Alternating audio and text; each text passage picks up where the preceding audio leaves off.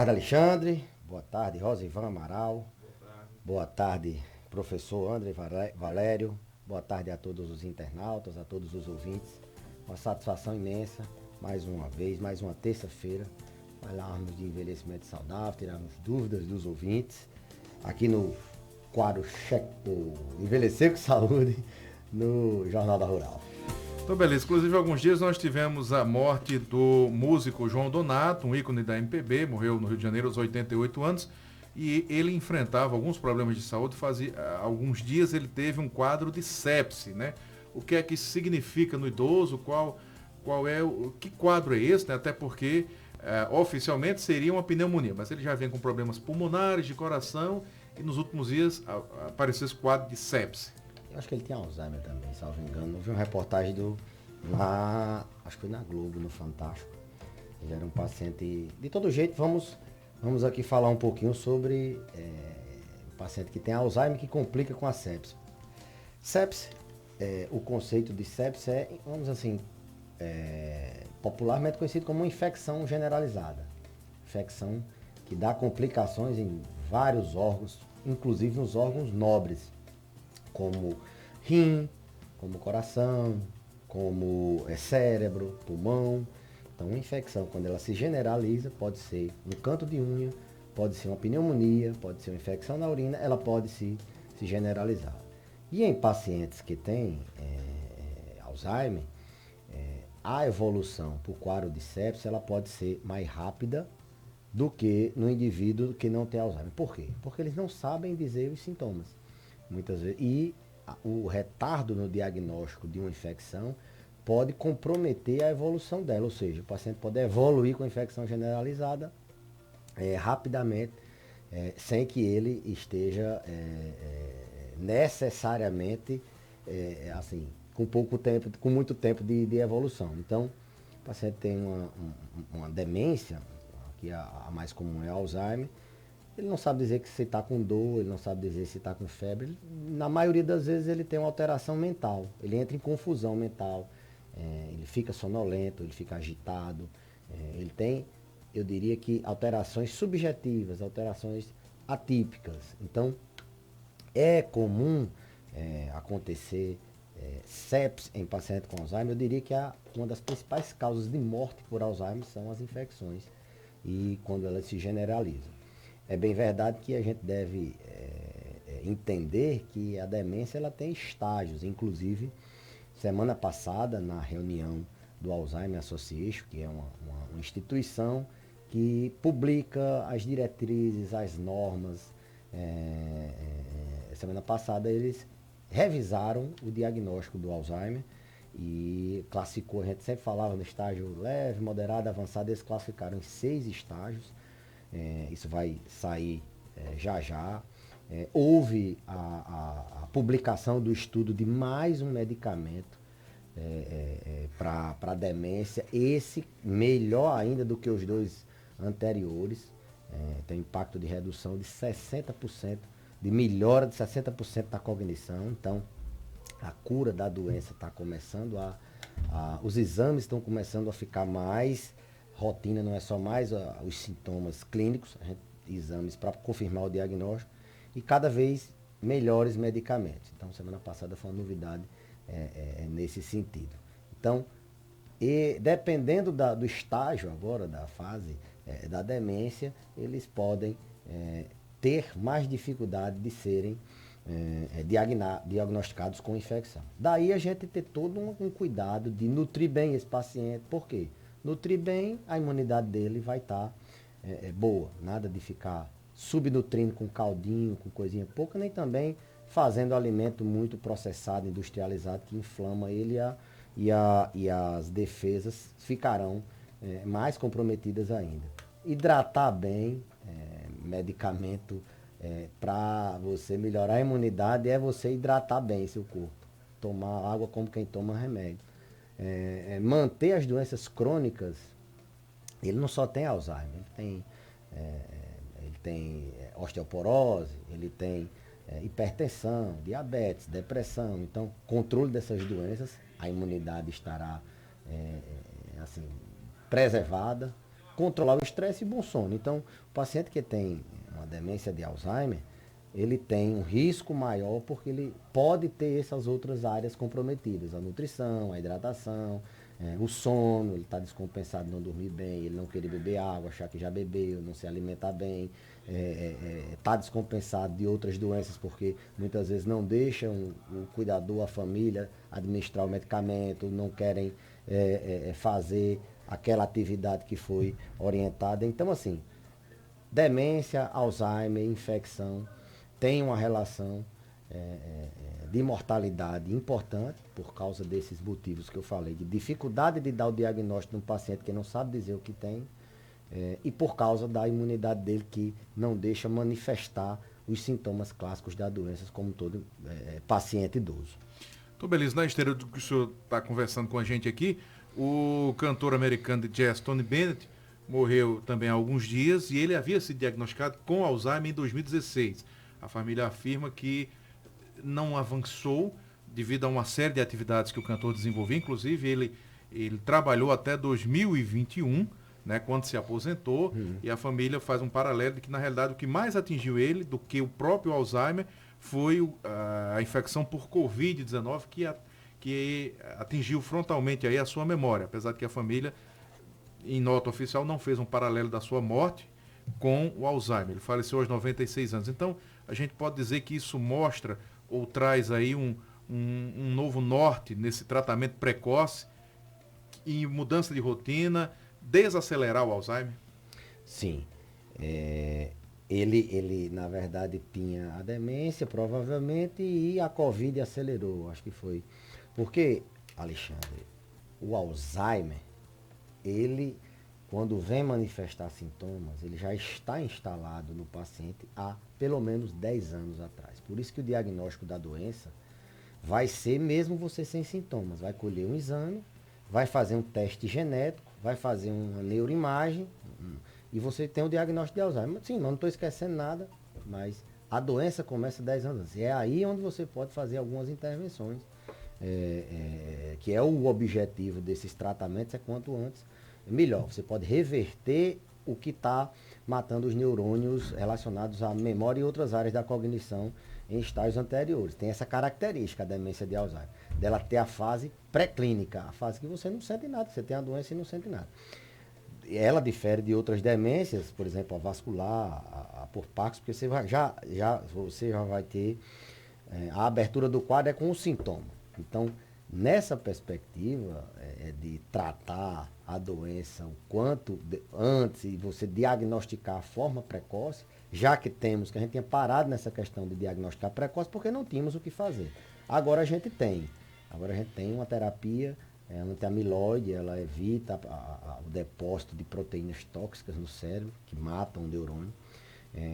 Então, se agora a gente tem como reverter, é diagnosticar precoce, essa fase pré-clínica. A Covid, hoje se sabe que o mecanismo de agressão cerebral da doença, ele é multicomponente, assim como o Alzheimer, ou seja, é vascular, é uma agressão na circulação, é imunológica, a inflamação atua destruindo o neurônio, então é multicomponente, é mediada por vários fatores, assim como o Alzheimer. Por isso que as pessoas que tinham Alzheimer e tiveram Covid, algumas aceleraram muito o quadro. Outras que tinham essa fase pré-clínica, que não tinha sintomas, e tiveram Covid, abriram o quadro de sintomas de esquecimento, de desorientação, de incapacidades cognitivas em geral. Então, o racional é mais ou menos esse, de que a Covid acelerou. Se você não tinha sintomas ainda, abriu. Se você tinha os sintomas, você avançou, piorou a demência. E aí, ele tornando-se um paciente com a demência moderada, avançada, ele fica mais vulnerável à mortalidade por infecções, como a gente já explicou anteriormente. E aí o ouvinte nos pergunta, 3421-2270, doutor Belísio, há exames que possam prever, eu uso essa expressão, prever o aparecimento do Alzheimer? Como eu disse. Que as pessoas ficam muito preocupadas com isso, né? Do surgimento, quando é que surgem os primeiros sinais? Hoje, a recomendação da semana passada, da publicação do Alzheimer Association, inclusive, em outubro, eu tive no congresso, no Brasileiro de Alzheimer, na jornada de neuropsiquiatria geriátrica, e a gente já tinha trazido essa recomendação, publicar esse ano também o consenso brasileiro no brasileiro de neurologia, consenso brasileiro de demências, e cada vez mais o diagnóstico está sendo estruturado para você fazer o diagnóstico. Grande Caicó, parceiro aqui, Erivaldo Vale, Black Belt também. Sim, então, vamos sentar. Então, o diagnóstico está cada vez mais estruturado com exames. Antes a gente tinha testes cognitivos, sintomas. Agora a gente tem exames. Exames no líquor, naquele líquidozinho que fica na coluna. Exames de sangue, alguns de saliva. Isso vai ser rotina daqui a um tempo, ainda está... exames de Tudo isso ainda está meio experimental? Tá, não. Tem algumas coisas sim. que já para chegar já. Sim, perfeito. Por enquanto no Brasil não.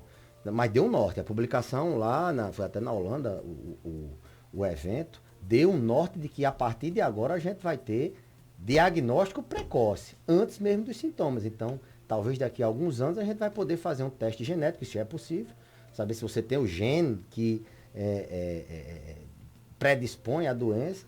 Vai fazer um teste de sangue, vai fazer um teste de neuroimagem, se você tem um risco maior. Agora, o que tem que se fazer depois, se você tiver esse diagnóstico, não é ficar nervoso, não. É você procurar combater os fatores de risco, que é essa outra recomendação de como é que a gente previne o Alzheimer. É combatendo aquilo que a gente sabe que dá Alzheimer.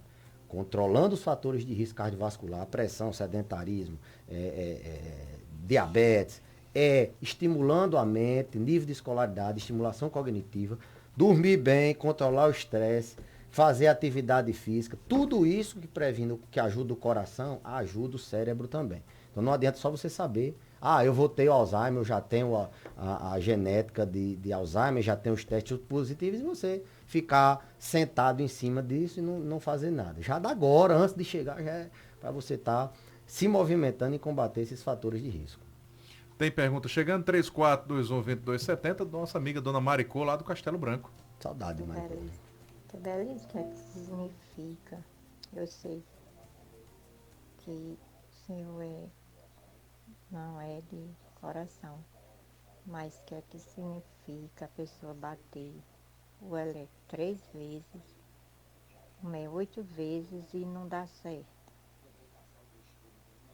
E a pessoa que bateu é profissional mesmo. Hoje eu fui bateu o elétrico, eu vou fazer a cirurgia de catarata, mas 8 vezes ele pelejou, bateu e não deu certo. O que é que significa isso? Eu tenho 70 anos. Doutor Belísio, essa impossibilidade de conseguir concluir o exame.